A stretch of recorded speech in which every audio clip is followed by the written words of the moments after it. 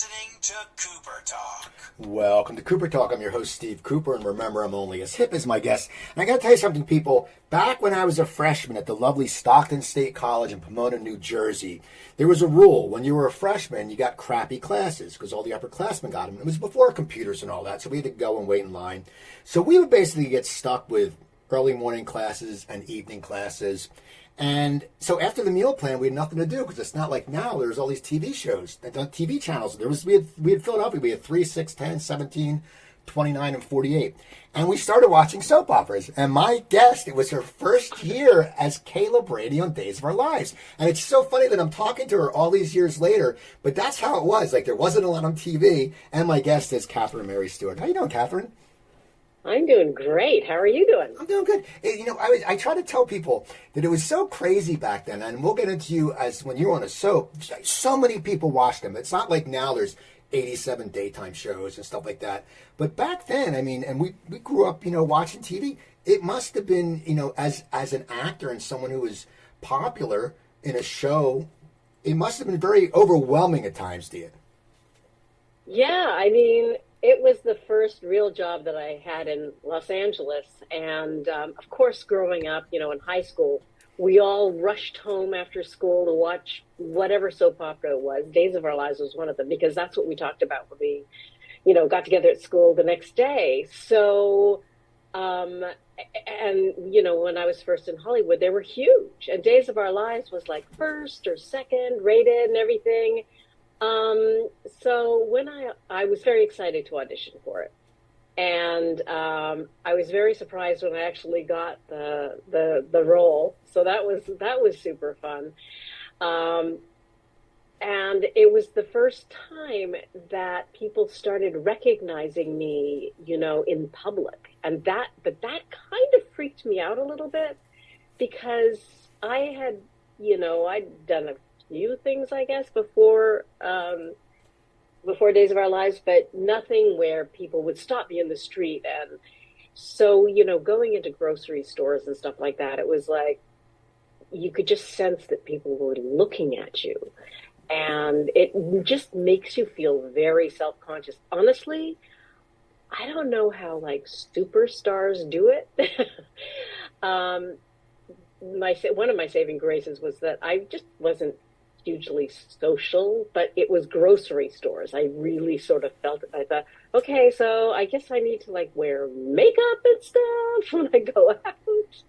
It was a wonderful experience. Now, I want to get to your career and how you got started, but I want to ask you, because for actors, it's been very tough few years. You had the pandemic, which screwed everything up, and you can't take anything from Crafty anymore. It used to always be good if you'd be on set, you could take the granola bars and put them in your backpack, but now Crafty's all controlled. And then you had the strike, and during all of this, you had actors who've been around for a while, who have grew up in the room. All of a sudden you had to do the tape, and I talked to different people, and I want to know your opinion. Do you prefer the room, or do you prefer taping? I get so many different answers, but I want to hear what you have to say. I so prefer being in the room. I so prefer it, because you're actually connecting with other human beings.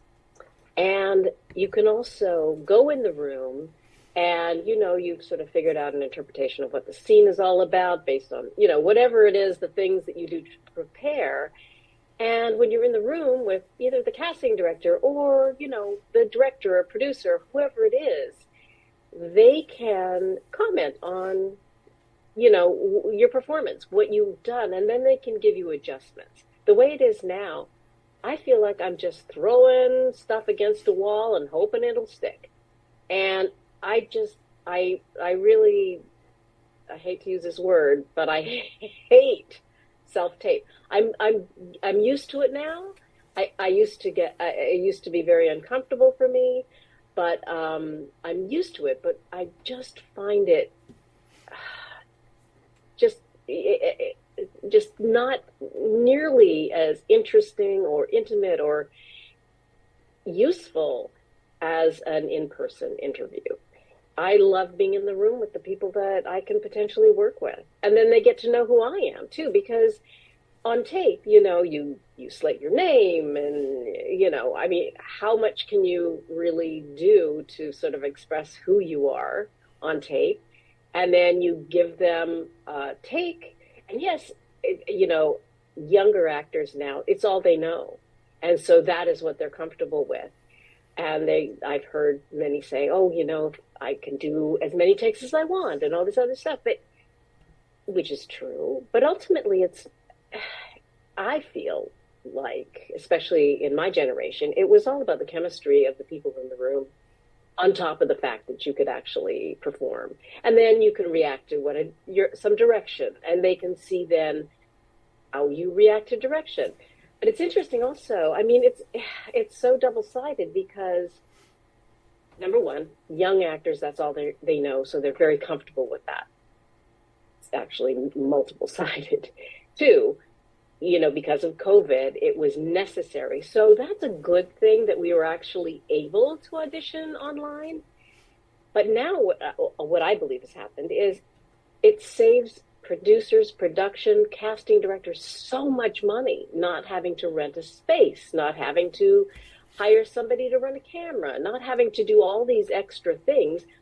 Plus, they can have so many more actors audition. And I've never actually sat in a room with a casting director after, they send out a casting and they get all this back. But my biggest fear is that they're just looking at their phone, swiping these thumbnail size things of you going, yeah, no. And that, it absolutely kills me. It kills me that. It's funny you said that about, the take after take after take. And, for me, that makes me think that it becomes flat. Like, I don't do pre-interviews. Someone will go, I know, because for a guest, because the questions will come on flat. So when you're doing take after take after take, when you're in the room, there is the spontaneity.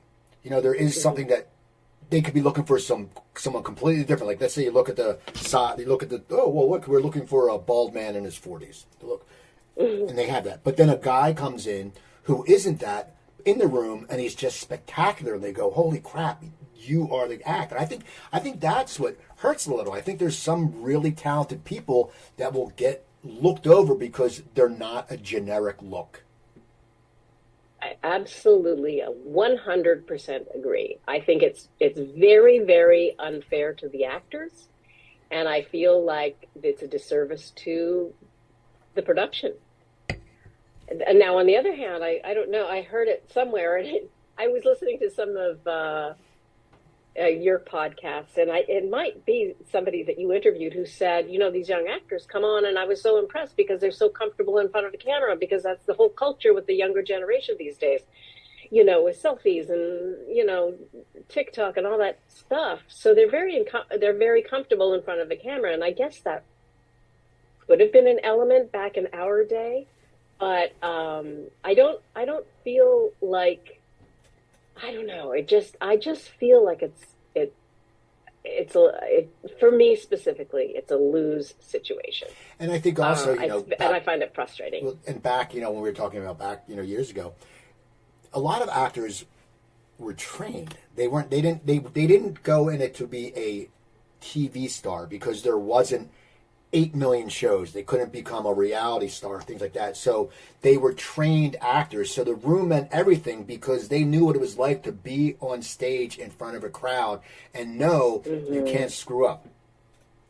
Right. I mean, well, theater acting is a completely different discipline, but it is a discipline nonetheless. And you really learn to appreciate how important the work is. Not just showing up and looking good, and getting the lines out, and having the luxury of lots of takes, But of course, there's that huge rehearsal period ahead of time. But I mean, it's just a completely different industry these days, and I'm sad really about it. I mean, I've always really, really enjoyed auditioning. I've always I loved auditioning.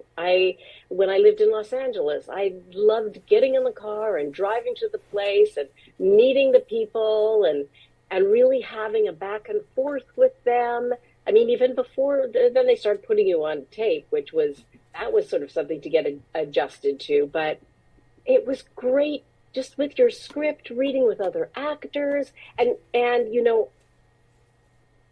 in those days, you really didn't have to be off book. You could look at it, and that was a whole technique as well. But there was something spontaneous about that for me as well.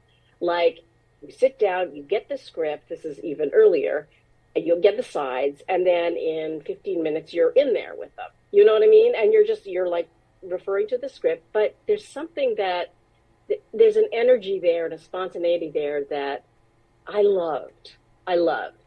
And you just don't have that. And you have to be off book. They say now, the union has, negotiated this thing where you don't have to be off book.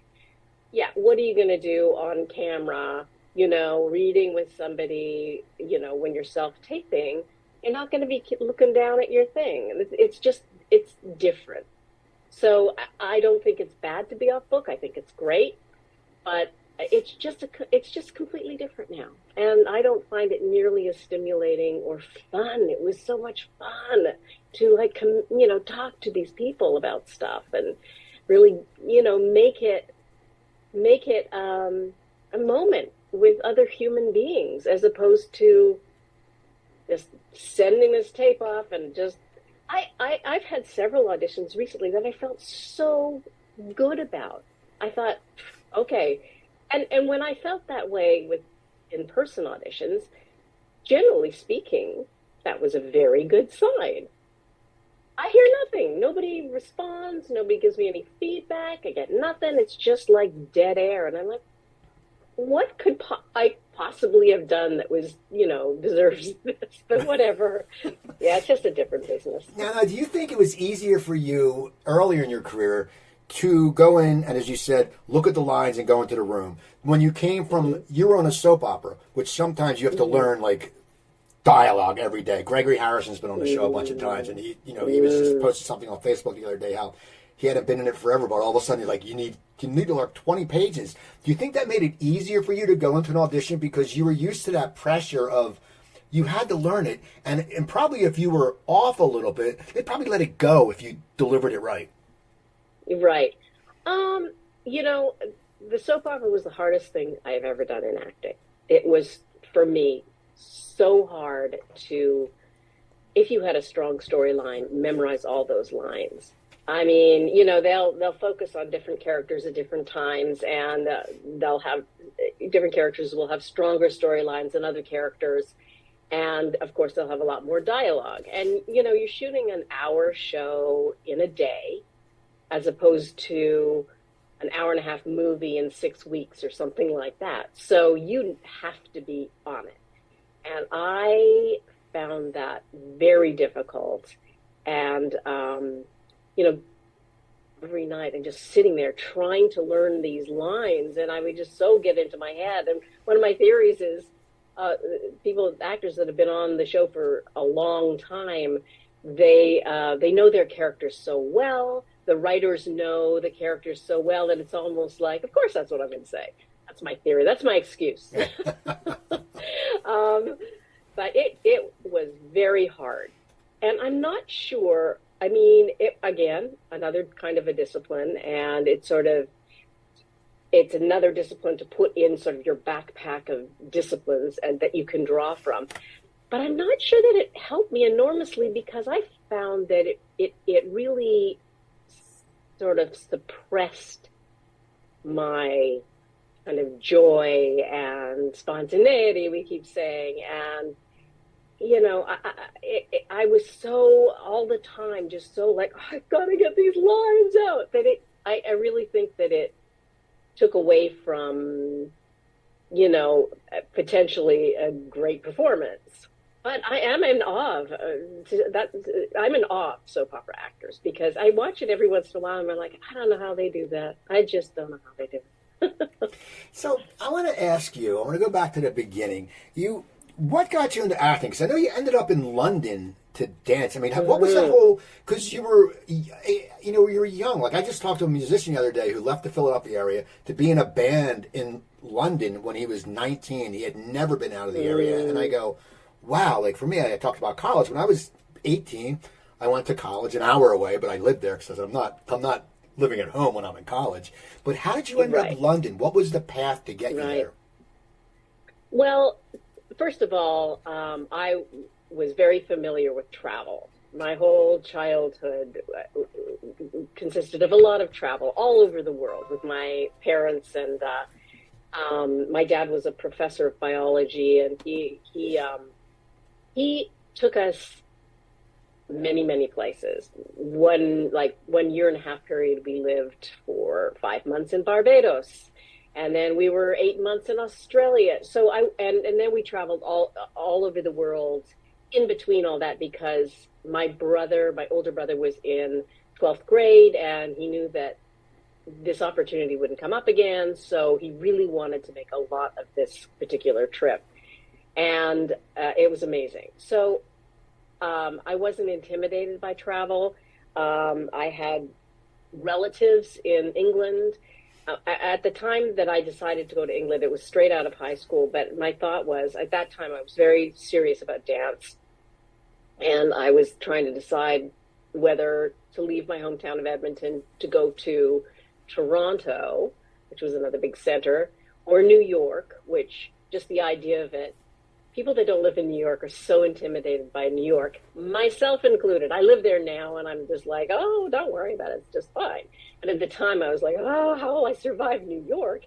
And London was kind of like, it wasn't close to home, but it wasn't New York. And there was a familiarity there. So I chose London.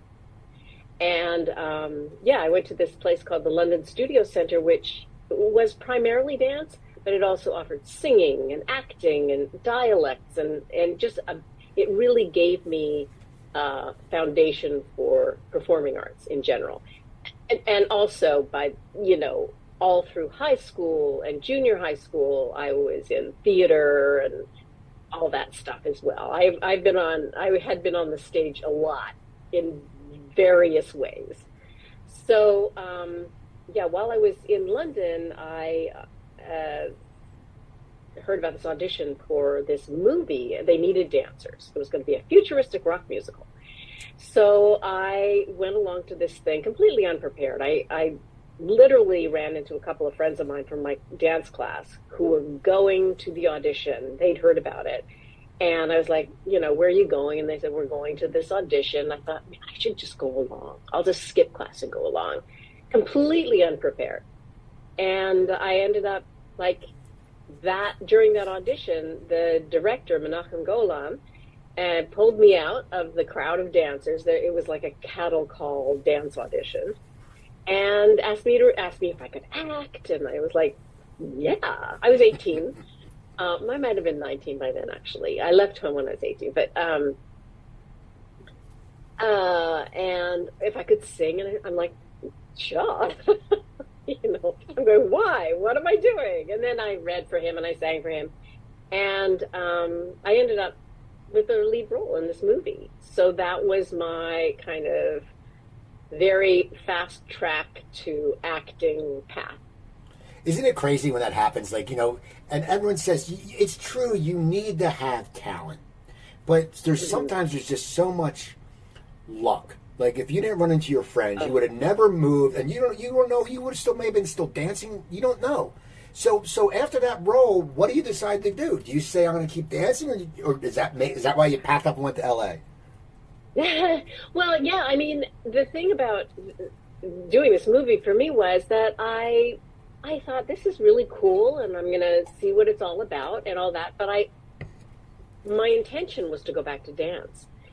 And then I went home for Christmas after that, and I was cast in a movie in Edmonton, believe it or not. And I'm like, well, this is weird. And then Menachem calls me from LA, from Canon Films.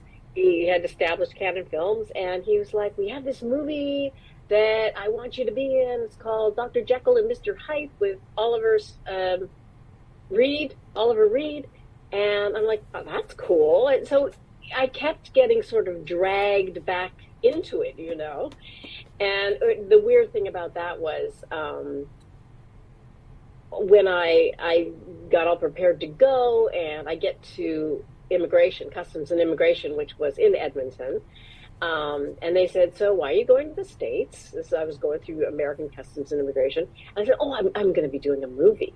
And he said, "Oh, are you an American citizen?" I'm like, No, I'm Canadian." He says, "Do you have a work permit?" And I'm like, well, not on me, but I'm sure there's one there." And they're like, "Yeah, no." And so I was like, "Huh?" I didn't know anything about it. Menachem hadn't said anything to me about it.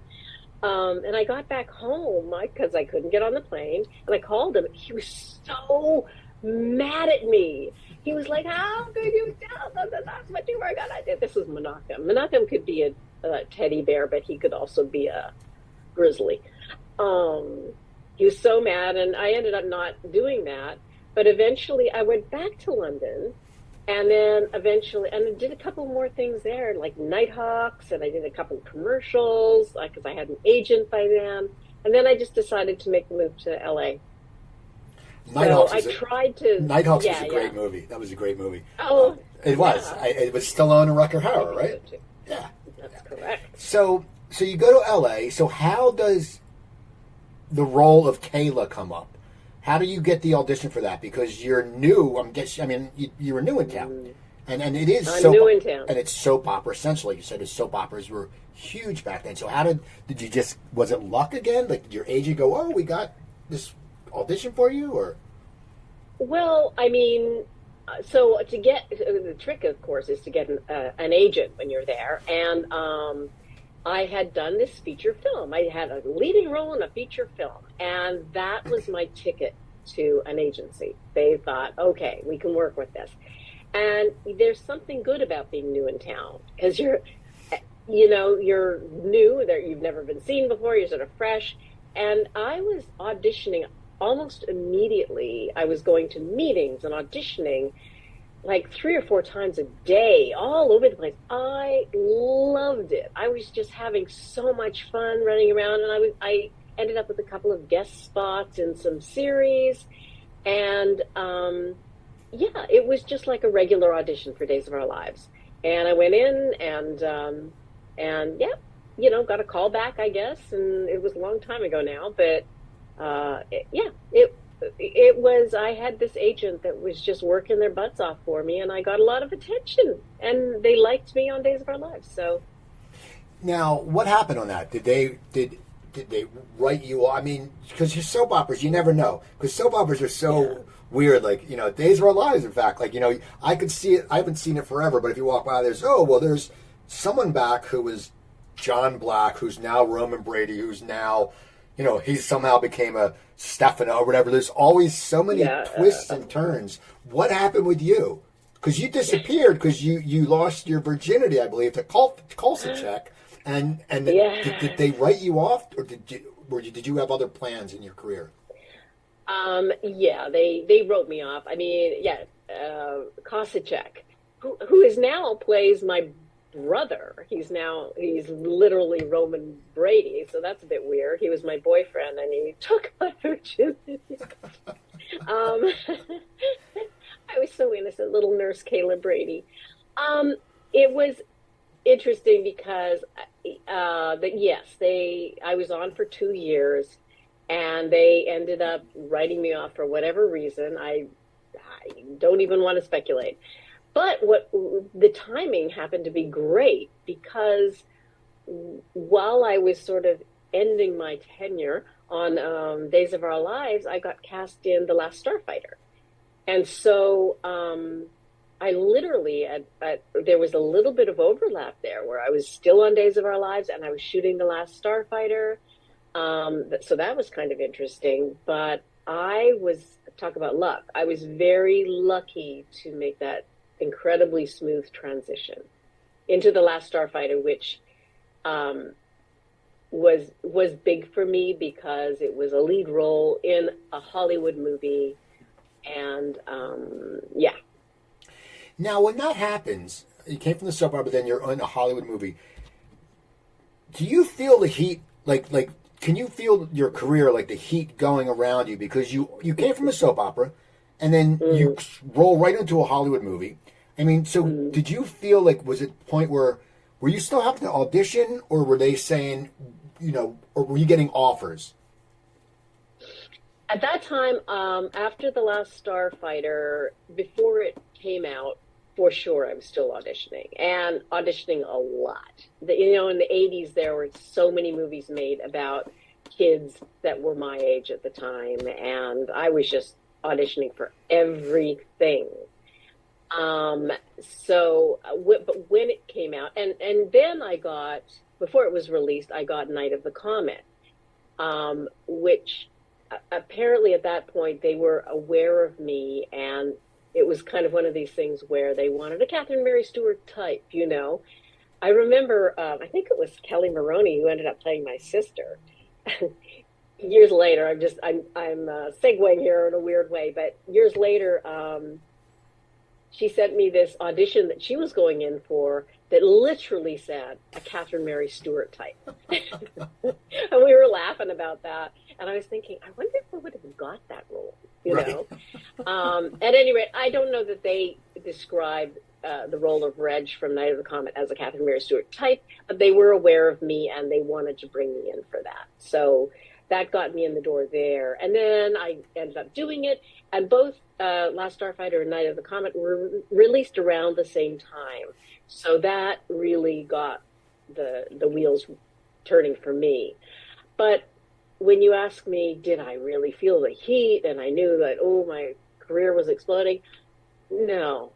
I was it was so busy. I was going from one thing to the next. Of course, I was happy when I was working.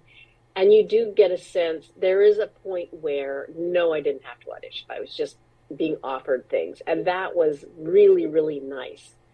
And so I guess it was then, maybe a few years after that, that I started realizing that, okay, I'm at a certain place in my career that I'm very fortunate to be at. But yeah, as a young actor, I was just enjoying every minute. I was absorbing everything around me. I was auditioning or working all the time.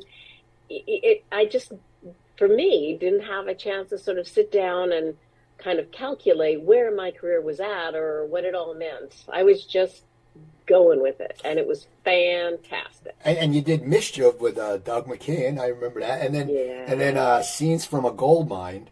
Now, what was Lee Ving like on set? Because he comes from the legendary punk band Fear, so you don't think that I didn't know that until years later because I'm familiar, but. What's it like in that movie? Because you're playing a musician, he's a musician, and what was it like on that movie? And it takes place in 1994, even though it came out in 80, whatever. You're right. Really cool. In Scenes from the Goldmine, what I loved so much is that I love music, and I love singing. And I love just blasting music all the time and singing at the top of my lungs. So this was like living a fantasy for me, being this rock and roll singer. So that was wonderful. And Timothy B. Schmidt was in it, who was in the Eagles. He sang that song, every night I'm lying in bed, holding you close in my dreams. And that was a song that literally I cried to in high school. So I was just like, John Ford Coley was in it. He's done my show. John Ford Coley did my show a few years back. He was very, very nice, very, very sweet, mellow gentleman. So sweet. I mean, the people were great. Lee Ving, he was very quiet and to himself, kind of, as was Timothy B. Schmidt, frankly. I mean, I just sat there and stared at him, and I'm sure he sort of has his armor up for all that kind of stuff. I loved shooting that movie. It was so much fun. Alex Rocco was in it. It was a great cast. And Lee Ving was in another movie that I did called Dudes. that was directed by Penelope Spheris, who I believe he was in the what is it called, the Decline of Western civilization, the punk years. Yeah. Yes, exactly. So he was in that as well. So yeah, me and Lee are like that. So he was cool. So you're working and you're everything's great, and then how does Weekend at Bernie's come out? Because I was thinking of that movie, and that's one of those movies that came out and we saw it, but then that was sort of like the beginning of cable. Like in this area in New Jersey, we had something called Prism that was out of Philadelphia that was unique because they showed home sports games. You couldn't see your home teams to play, so everyone would see it and everyone knew it. I mean, so that you're already known, but then that movie is just that movie blows up because everybody saw it. Now, did you have to audition or were you cast in that? I read with Jonathan Silverman for that. They had, again, by that time I was sort of known, and they just wanted to see. It was sort of one of those chemistry meetings, which I guess they do by Zoom now. And Ted Kotcheff was there, and Jonathan, and me. And I went in, and Jonathan is also just the sweetest guy you ever want to meet. He and I read, and I left there thinking I really blew it. I was like, this was also something I knew who Ted Kotcheff was. I knew Jonathan Silverman, and I knew Andrew McCarthy was going to be in it. So I knew that and it was also a comedy, which is something I hadn't really done before. So, of course, when you kind of put these high stakes on yourself, all the pressure, and you get nervous, and then you inevitably blow it probably, which I felt like I had. So I was like, no. And I left, and I was like, I called my manager instantly, and I said, I think I've blown it. Please ask them if I could come back and read again. And it was like the next day, and my manager's like, yeah. And the next day, they offered it to me. So I was like, I don't know how that happened, but excellent. Now, where did it shoot? Oh, it shot in New York and in Manhattan and also in North Carolina and Wilmington. Now, how fun was that set? Because, I think about it now, and this is the one problem I don't like about our country now. People, don't know. Wow, that's pretty general. But no, it's just one of the things, we all have. Right. But people, and I think it's the younger people, and they're not going to get a movie like that. They'll be like, they're very skeptical. Like, they couldn't, a dead guy. But to me, it was great physical comedy, and it was funny. And I think a lot of times people nowadays, they miss the funny. Like it is, we know they're not going to walk a rich dead guy around a house, but that's what makes it so funny. And that's what bothers me now. Because if that movie came out now, people would be like, oh, but for me, it's a classic. It's a classic. Everyone's like, oh yeah. And so, what was it like shooting? Was it fun? And the gentleman that played the dead guy, what an actor. Terry Kaiser. That must have been hard. Yes. Even just to keep a straight face. Well, I always say that it's the sign of a very, very talented actor when you can hold an audience and you're dead. He upstaged everybody when he was on camera. He again, a lovely, lovely human being. And what an actor. And so, such a terrific actor, even when he was alive. I just like... It makes me laugh when I think about it because he had that laugh, and he's always snorting the cocaine, and he had it so down. It was fantastic. He was a great guy and so talented, like I said. Yes, I feel like even when I read the script at the time, the bit that bothered me the most was when he falls out of the motorboat and he's banging against the buoys, and they hear this clang, and I'm like, oh, now that's too much. It's just too much. How is that funny? Well, in terms of the audience in the day, that was like the funniest scene, right? I feel like it's one of those movies that sort of along the lines of Animal House, but it just kind of these, it just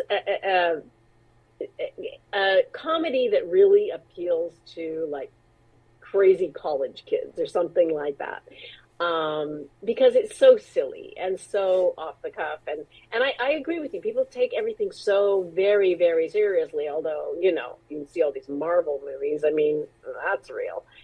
But they really went for it. I think Ted Kotcheff, the director, did a fantastic job. Just playing as if it was real, unapologetically, playing the humor unapologetically. And that's what you have to do with humor. You can't play the humor. You have to play the reality, because the reality is always funnier than the joke or whatever. So I think it was a really great combination of incredible acting and incredible directing, and just going for it. And I feel like it's one of those movies that people do sort of go, oh, Weekend at Bernie's, but secretly they love it. Yeah. They love it. So and yeah. So how okay, so that becomes very popular. So now what is your life like then? Because I would think when you were getting recognized and stuff like that at a young age, it was probably easier because there wasn't so much social media. There wasn't all the bullshit that people have to deal with. Yeah. And you could actually go out and, oh my God, if you had too many drinks, instead of showing up on TMZ, your friends would just say, you got to get you home. I mean, believe me, I've had nights like that. I go, thank God we didn't have cameras in college. I'd be like, forget about it. But what was your life like? Because it became popular. Now you've been riding on a wave. Like, people know you. You've been in movies. So what is that like? Like, do you sort of start feeling invincible? I mean, and it sounds odd, but I think you have to get a little bit of an ego, because that's just normal. Because anyone who's in the entertainment business is a little bit insecure to start. I always say we're half narcissistic, half insecure. So now you're popular, and they're feeding off. Your narcissism come out. Like, oh, I'm a Weekend at Bernie's. Oh, this. What was it like for you, and how did you keep your mind together? Like, how did you not just go batshit? Yeah. Well, I was never one of those people that surrounded myself with, people telling me how great I was all the time. I really wasn't. That wasn't interesting to me. I bought, at one point I bought a house out in Topanga Canyon.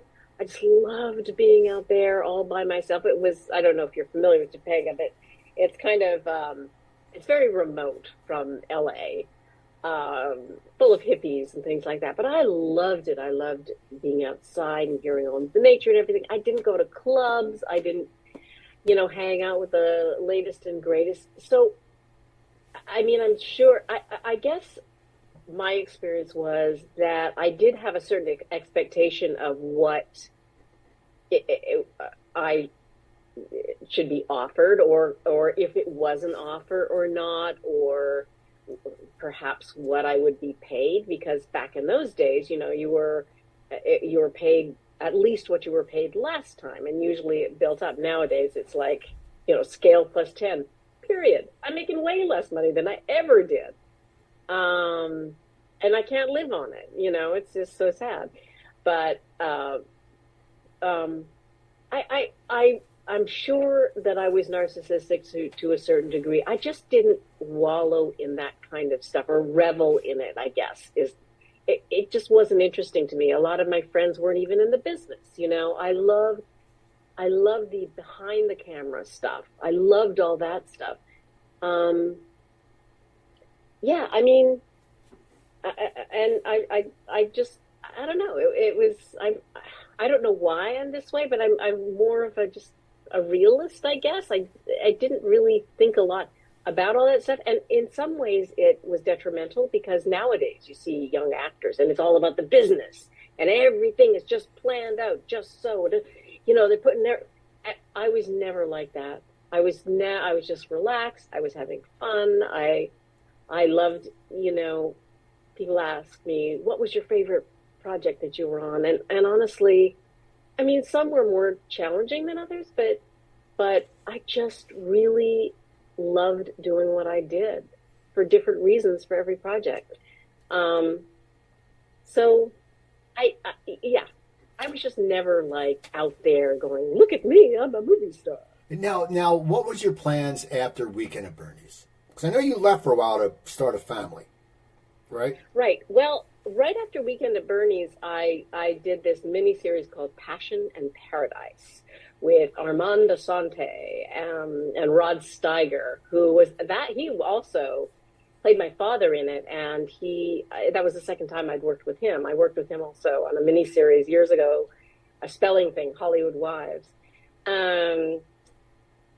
So I went literally finished Weekend at Bernie's, got on a plane and flew to Jamaica to shoot this thing.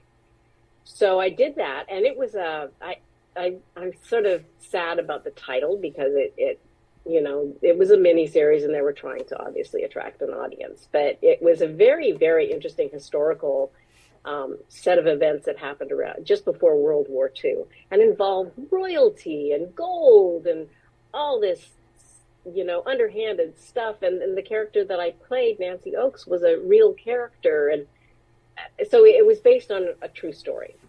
That was very interesting. I was pretty tired, though, I have to say, after shooting Weekend at Bernie's, going right to something else. But so it was bam, bam, bam, bam, bam. I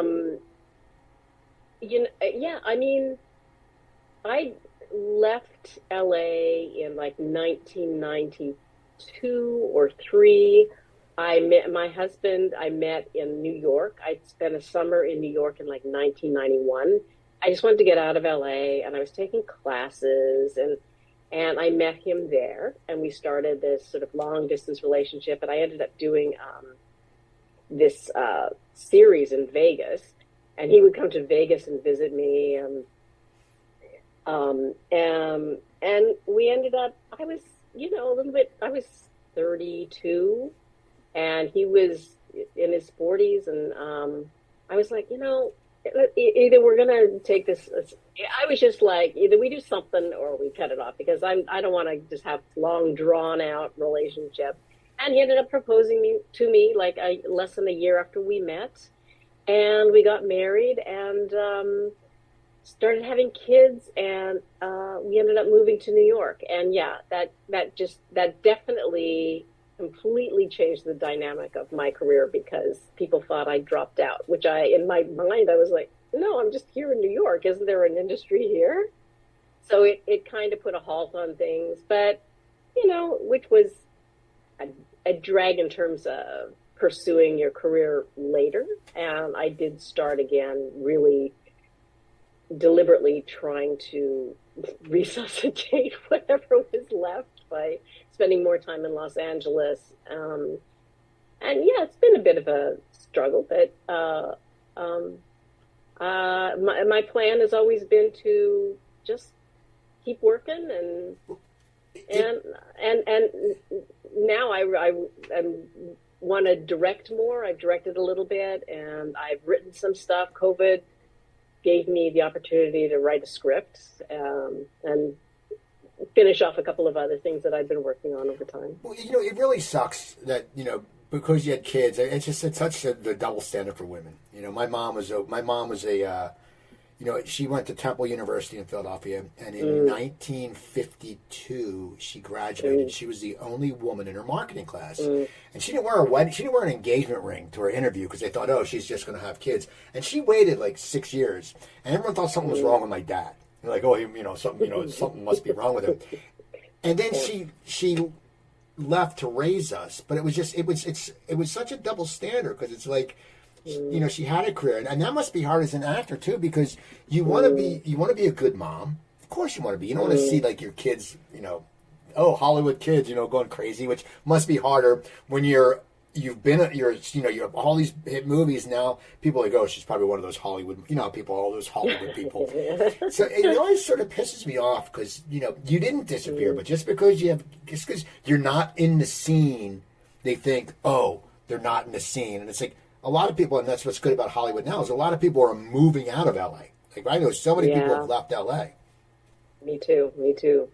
Yeah, it is different. It's it's definitely different, and you have to have a really solid support system around you to pursue something like acting, because it takes you all over the place. And it was just a real difficult transition in many ways. But you know, I feel like I've been working hard to, like I said, sort of resuscitate whatever I can. And I still, there are people that are out there that remember all the stuff that I did. The fans, Last Starfighter fans, Night of the Comet fans, Mischief fans, Weekend Bernie fans, that maybe in the business now themselves, they are really happy to like have me in something of theirs or meet me or whatever. I mean, it's so cool. I mean, I feel so grateful that some of the movies that I did have such, kind of a long-term effect.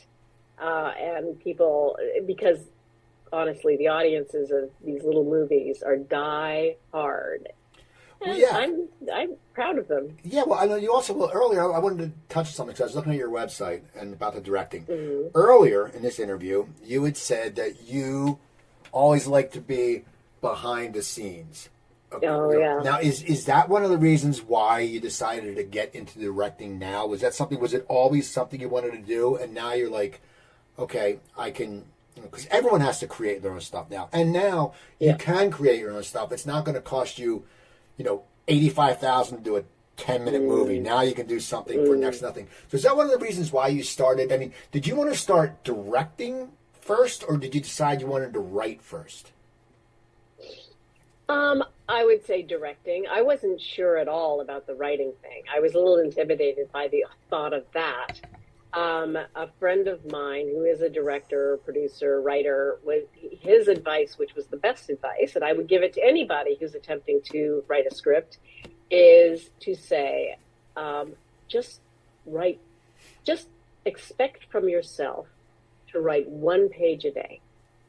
And then after 110 days, you'll have a script. And what's really interesting about that, as opposed to, I've been trying to write this script for years and years, and I'd do a bench, and I'd like, oh God, that was just so much work, and I need a break. And then, 2 years later, I should attempt that again. And what's really interesting about just having that sort of mental attitude is that you sort of force yourself, and forgive yourself if you don't write a full page. If you just that day can only get out a paragraph or a line, just do it every day. But what usually happens is, yes, there are days that you can get a line out, but usually what happens is you just sort of get going, and you'll be inspired by whatever thought it is you have, and you'll do 3 or 4 or 5 pages. But just do it every day, and be gracious with yourself, allow yourself not to do a full page. And I did. I ended up writing a script. I was just like, it wasn't very good. And I've had to do lots and lots of rewrites, as you have to do with scripts. But I was so proud of myself. And I also realized I kind of dug it, because it's very process. And I love that. I'm good at solitary. I'm very good at the card game solitaire. No, I'm good at being alone and in my own little world.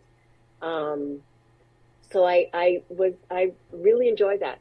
But I have to say, the directing thing has been something that I've wanted to do for a long time. In many projects, even on my days off, I would come to the set and just sit behind the camera and, talk to the director, talk to the DP, just absorb it all.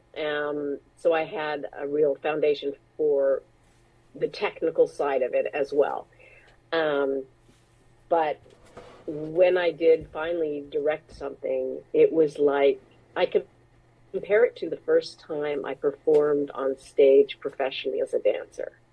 It just, and I've heard people talk about this before, but it's like an overwhelming out of body or in body experience that is just undeniable. I mean, it's emotional and it's gratifying. It's all these emotions that peak, and you know that that's what you've got to do.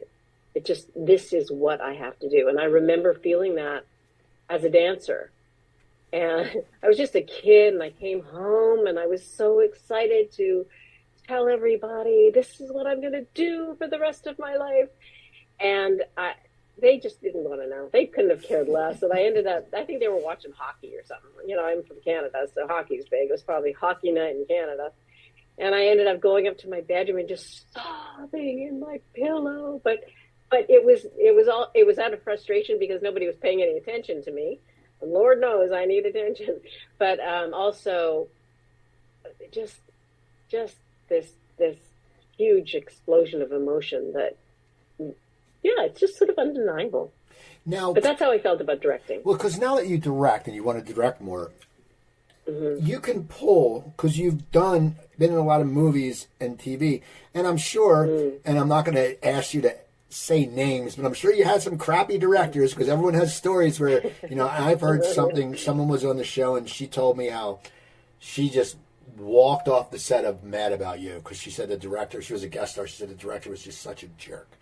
And you probably run into it. So as an actor, as an actor who's wants to direct too, it must be, you probably can relate more to the actor, because I think that the angry director has disappeared, just, you know, in the way times have changed, which is great, because, you know, you hear some stories and some of these people are just assholes, and it's unexcused because you have a position and you're working with adults. You know, you're working with someone who they're an actor. It's not just you're like, hey, you know, I'm trying to get you, I'm a restaurant manager, get out, you know, you're a dishwasher, go. But did you ever have any bad experiences on set, and how would you handle that? Like, it must be, because we all sit there, you know, as I said, once any performer is sensitive, and we get that jawline when something happens and we get upset, and you still have it, like, you're like, and you think you don't have it, but you can't lose it. And to be an actor, it must be hard, because one, you have a bad experience with a director, and then you're like, you feel like you have to prove yourself, when a lot of times you were doing nothing wrong. You were doing what the line said. Did you ever have experiences like that? Absolutely.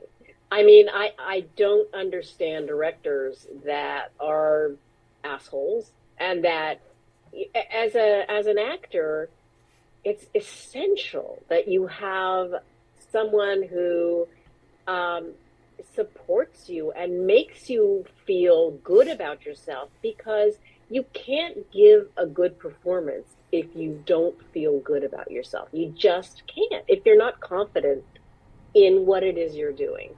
And so it's inexplicable to me that there are directors out there that just want to bash on actors. It's crazy. Or another kind of director is one who just doesn't direct.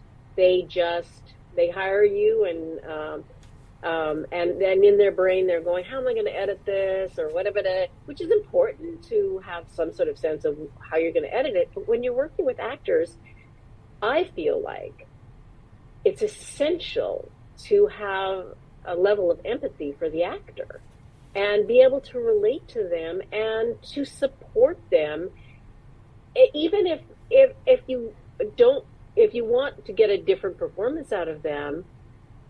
You need to build them up so that when you ask for a different performance, they feel like that confident in that you believe in them. You know what I mean? It's essential, I feel like. And yeah, there's actors that get to a certain status where, you know, they just have people bowing down to them, so they feel really good about themselves. But it's essential. It's essential that you are supportive as a director and understand where they're coming from, that's where the empathy comes in. Now I think directors should take acting classes. Learn what it means to be an actor, if they're not an actor already. Now, do you do any cons, like those conventions? Because, you know, I went to when I lived in LA. I went to the Hollywood one because my buddy, got me tickets. It's so funny. I ended up talking to Eric Roberts there, and Eric ended up doing my show. And I was just never trying to solicit guests. I had a little thing. I wasn't there. I was trying to get guests for my show because I used to come in studio when I was in LA. What is it like? I mean, your fans, as you said, the movies that people remember, they do have a very niche crowd. So it must be great for you because there's probably fans who have turned their kids onto these movies, and you must meet such a big, diverse group of people. What is it like for you? I mean, does it make you look back and go, all the bullshit I had to go through at times, this makes it worth it? I mean, is it a feeling just like of unity when you see these people? I mean, I'm sure you get some creeps, but is there a feeling of unity? Absolutely. I mean, and honestly, I don't think I've ever had a creep. I don't think I ever have. The people that go to these conventions are so committed to their passion for these movies. I mean, it's the movies that generally, there's mostly like sci-fi or horror conventions. That's sort of the theme of a lot of them.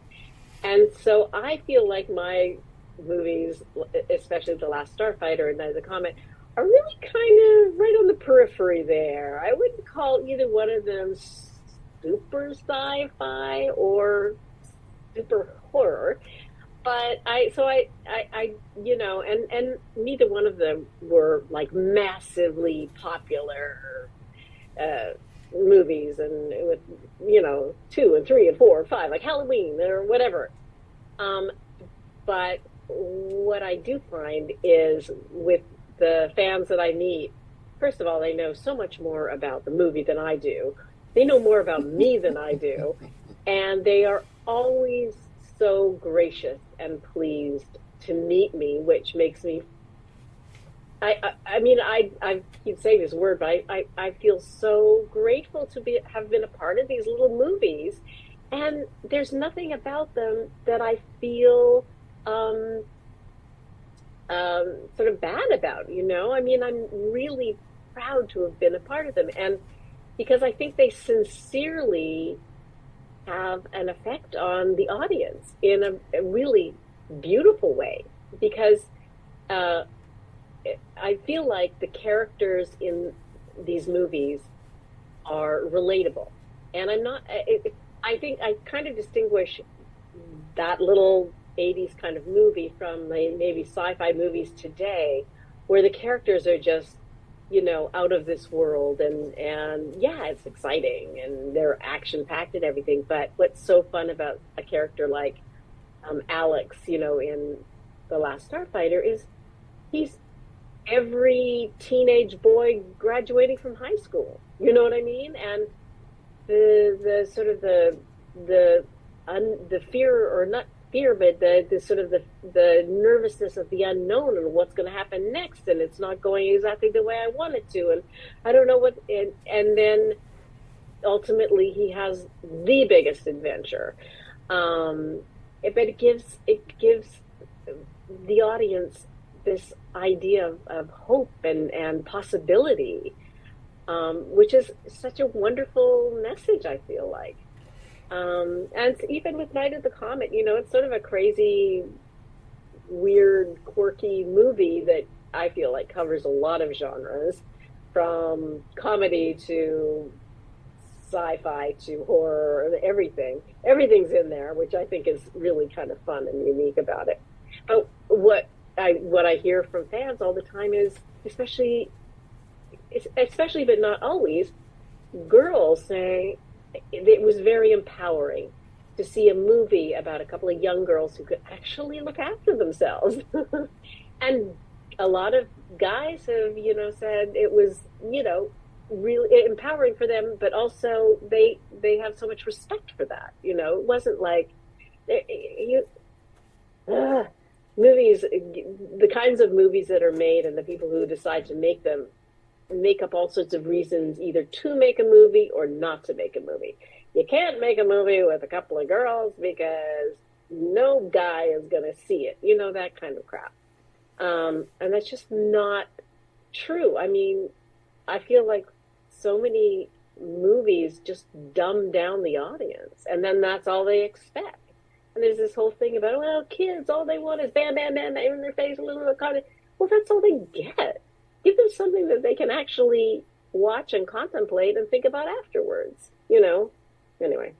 So I want to ask you, looking back at your career, what is something, one or two things that make you really proud? I just started asking this question a while ago, and I asked it to musicians and actors, because I always ask, you know, especially musicians, say, oh, I love playing in front of, 100,000 people, or no. But when you ask what is a performer, because you've established stardom, you've made a living.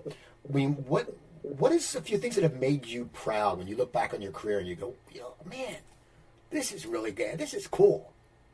Yeah. Yeah, well, some of the earlier movies for sure, which I didn't expect until I started doing the convention thing. I didn't realize the impact. And I am proud of the impact because I think they were really great movies, So that makes me very proud to have been a part of those kind of things. I'm very proud of, just staying alive and keeping at it and pounding away at it. It's been a lot of work, but I think it's the only way that, that you can't give up in this business. You just have to be determined. You have to keep at it. You have to, just keep going, surround yourself with like-minded people, and power through, man, because if this is your passion, you need to show it and you need to stick with it. So I'm proud of that. And I'm starting to, it's funny, I keep thinking as I get older, maybe you should just retire or whatever. But honestly, I don't ever think about that. I always think about, I'm going to be the oldest. Can I use the F word on the show? I'm going to be the oldest fucking woman to conquer this fucking industry again. It's like, when you see these 90-year-old people graduating from college, it's like, I want to be her or him. I just saw something on the news. It was a 102-year-old lady just got married to like a guy who's 103. I'm like, holy crap. I'm like, but that's great. So, that's how you end the show, with Catherine Mary Stewart dropping F-bombs. You don't get better than that. So what are you, okay, so going forward, are you going to concentrate more on, I know you did a short, and are you going to concentrate on producing, writing, and directing, or are you going to concentrate on acting? Because it's hard to wear all hats. It is hard to wear all hats, but the acting part is kind of, in terms of pursuing it, it's kind of taken care of. I have a I hate this word, but team around me that I love more than I've ever loved. I have a manager and an agent in Canada, and they are awesome. They are so supportive, and they just keep getting me out there, which is fantastic. So in terms of the acting, that's covered. My responsibility there is to just try to produce as good an audition as I possibly can. So I spend a lot of my downtime just going for the directing and producing and the writing thing. That's what I've been spending all my downtime doing, because I feel like when I get an audition, I have to take responsibility for that, obviously, but I don't have to sit in my home and pursue it. You know what I mean? It comes to me through my agents, which is great. They're fantastic.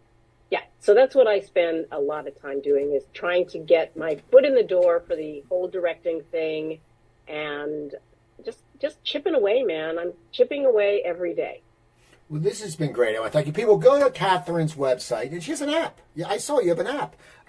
If you go to her website, it pops up on your phone. It says, because I always check on my phone. I don't really go, I have a desktop and a laptop here, but it's like, you have an app. People go, and, go to her IMDb and watch some of those old movies. Go back and watch Weekend at Bernie's. Yeah. And you'll just have fun. And people, go to my website. You can find 1,010 episodes there. You can email me at cooper@coopertalk.net. Twitter, it's at coopertalk. June 13th and June 27th, both Thursdays, I'll be hosting the new comedy show I run down at the Soundplex Studios. If you're in the South Jersey area, it's the hippest, coolest joint. There's a full stage downstairs. We run up Speakeasy Stand-Up. I host that. I always get 2 great comics coming in. So if you're interested, email me at cooper@coopertalk.net, and I can tell you how to get tickets. And remember, I'm Steve Cooper. I'm only as hip as my guests. Don't forget, drink your water, eat your vegetables, take your vitamins, and I'll talk to you next time.